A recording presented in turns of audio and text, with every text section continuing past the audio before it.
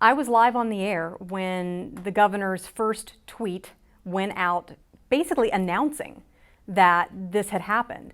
Proclamation from Governor Tomblin that said, do not use the water in Charleston. And that was really kind of the gist of it. I didn't know what else to expect. The governor's office issued the do not use notice, or the ban on using using the water for anything except to flush the toilet or to put out fires. That it was like the Batman movie where the Joker poisons everything and within 3 days everybody is stinky and disheveled. We need to let people know we've just received this information from the governor's office. It's a do not use the water order for a number of counties in our viewing area. The first 3 days after the spill, people were coming to work unshowered, basically cleaning up as best you could with like baby wipes or some sort of like, whatever towels you had laying around that you could clean yourself with. I'm glad that it wasn't in the summer. I'm sure that the stink factor would have been exponentially worse than that, but as far as being completely preventable, could it have been? Yes, absolutely. It was like opening up a Pandora's box of issues about water, not just in our state, but nationwide. Rivers are a huge, huge component of the West Virginia landscape. Most people don't think about the importance of rivers and the water in rivers for power production. We typically think, the first thing people think about is hydropower, so a dam and the Hoover Dam producing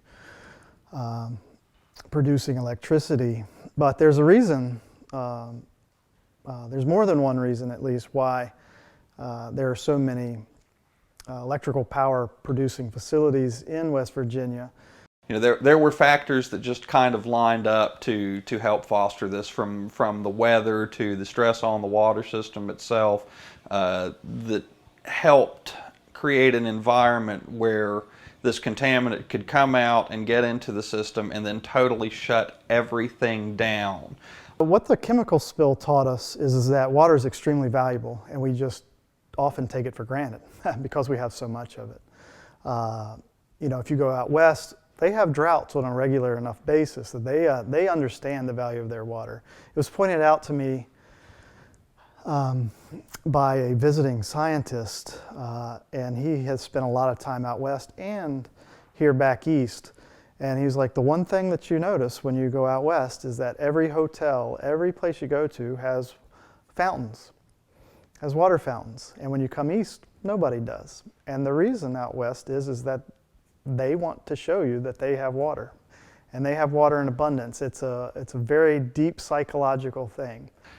And I think a better solution for our public officials would be to have more finite contingencies in place for an event of that magnitude, that we're not trying to figure out logistics from scratch after it happens. I think that really West Virginians on all levels and all walks of life would serve themselves well to use the chemical spill as an excuse to be ready and proactive for the negatives that will eventually occur in life. So it's been a real eye-opener, but it also really points the way to the power of some of these emerging technologies, potentially, maybe not now, but in the future, and of community engagement and being part of how we look at water quality and security in our communities.